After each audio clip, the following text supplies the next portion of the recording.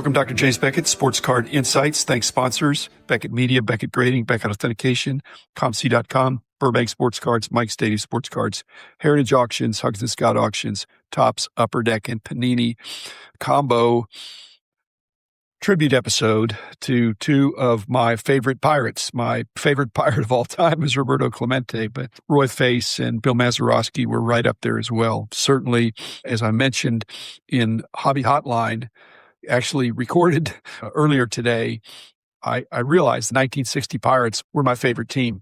It just came out, and I think it's actually true. So I'm a Pirate fan, but that was the height, I think, of the Pirates. And they won again in 71 and 79, but 60 was the main one.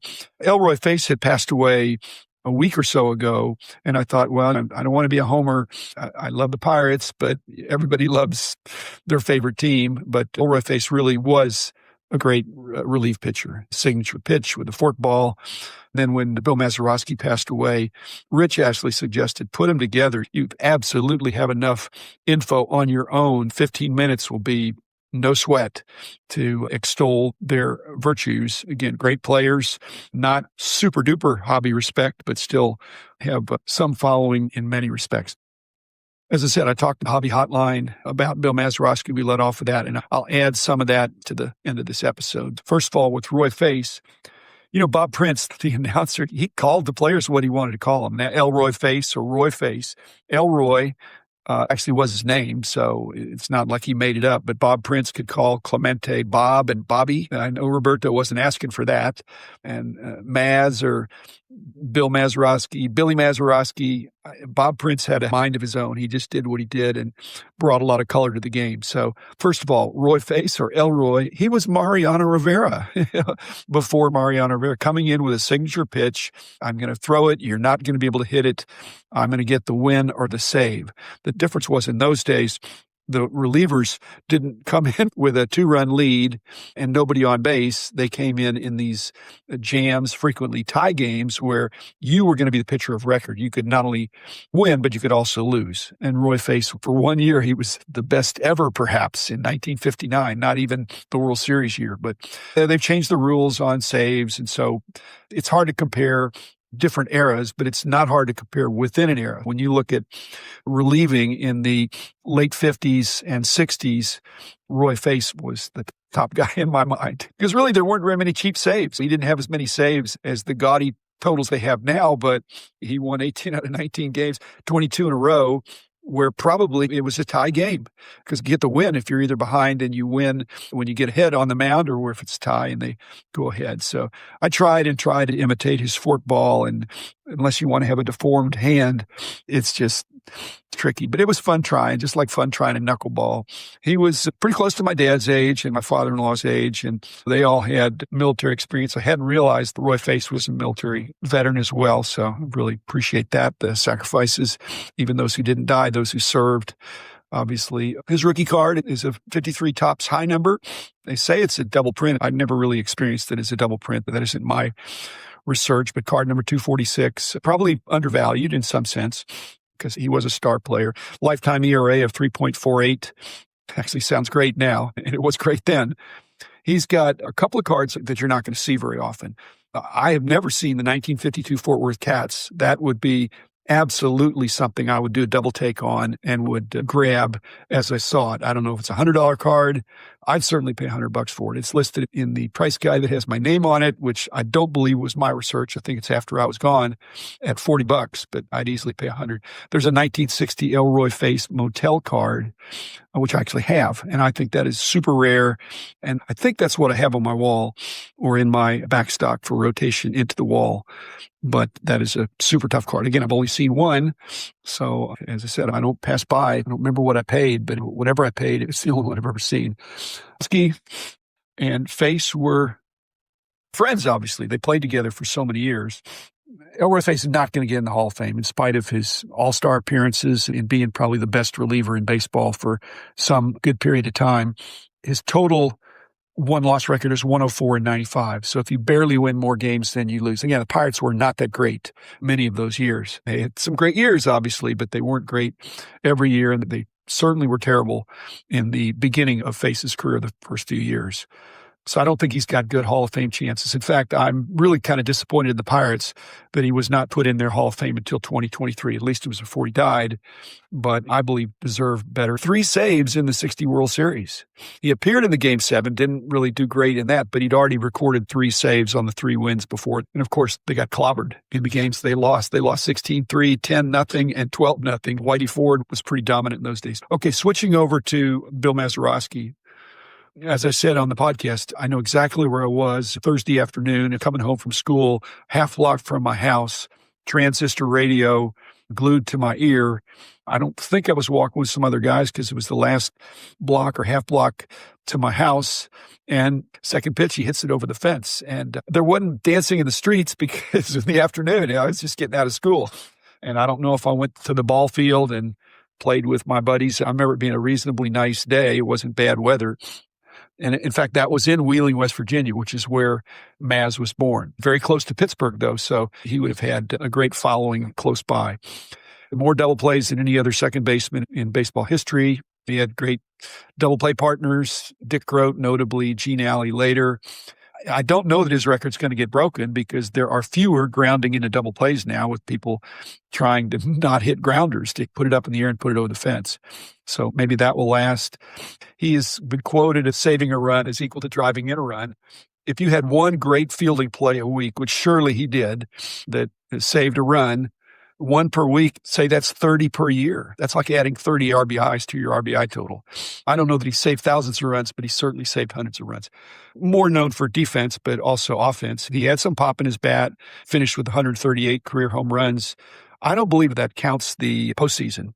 Baseball, I don't believe counts postseason in home run totals. I think basketball, maybe in career stats, counts playoffs.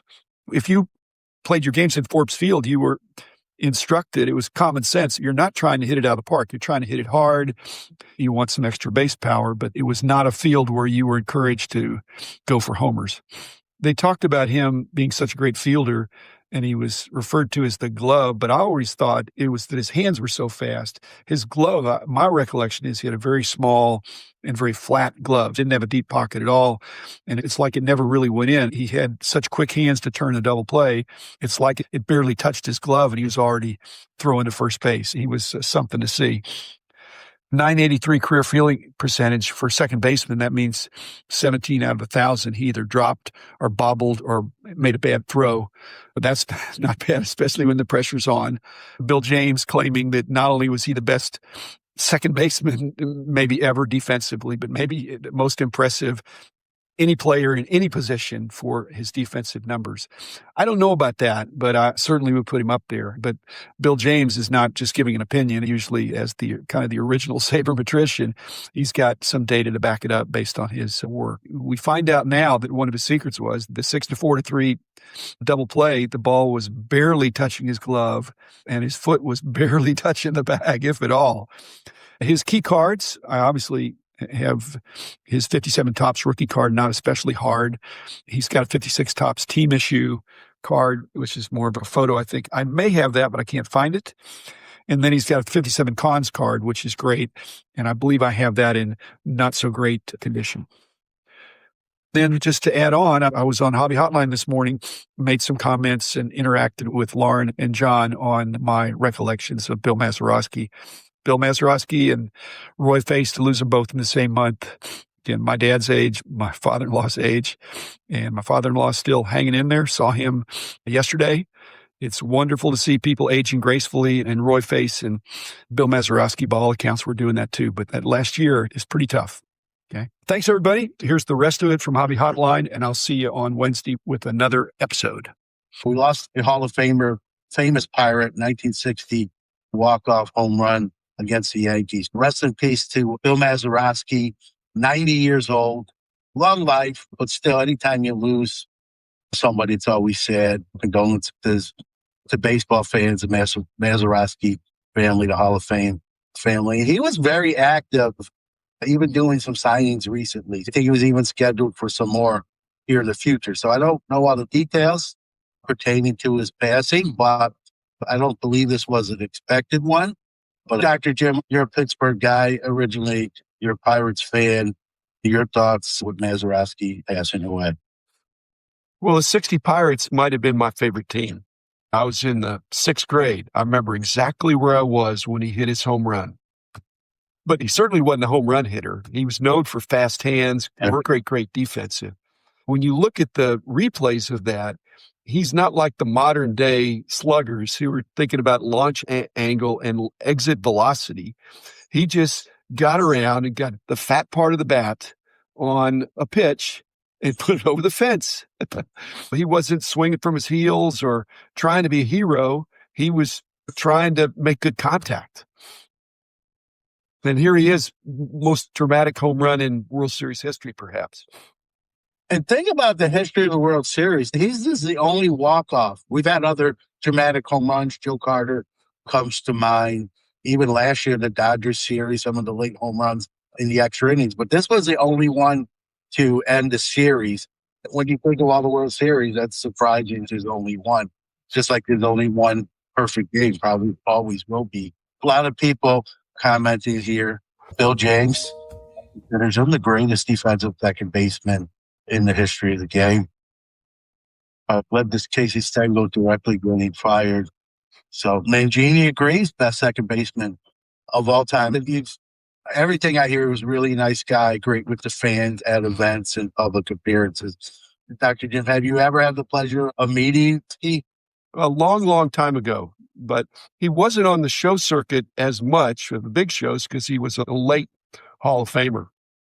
But I was always a big fan. I mean, I was more of an outfielder than an infielder, but he's in the Hall of Fame because he's got defensive WAR and was a good hitter, but he had that great moment. But interestingly, he wasn't the best second baseman in the series.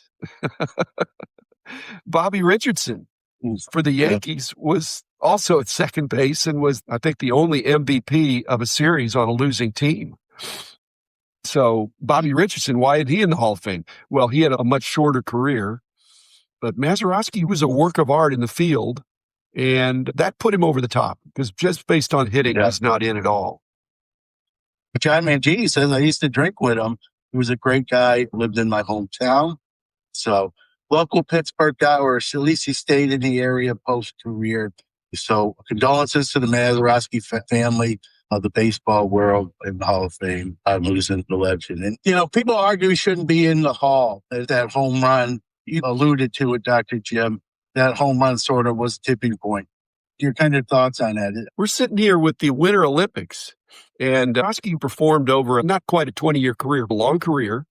And he had all-star appearances, led the league in various categories on a fielding basis. He had that one moment. How's that different from the Winter Olympics, where we're spending all this time talking about people who have one moment, and you didn't hear about all the preparation, all the stuff they did, and one gold medal, and they're put on a pedestal, literally a pedestal. So Mazeroski belongs with the greats of the game, especially on the defensive side. And last time I looked at it, that was approaching half the game. I think pitching and hitting are, let's say it's thirds, but he more than upheld his. When he leads the league in assists, it's not because he goes in outfield. If you lead the league in assists, it's because you have an accurate throwing arm. Infield, you lead the league in assists. You've got range. You've got the range factor. You're getting to a lot of balls. Maybe the pitchers are inducing ground balls to some degree, but you're covering the ground, you're throwing the runners out. At second base, it's not about your arm, it's probably more about your legs and your quick hands.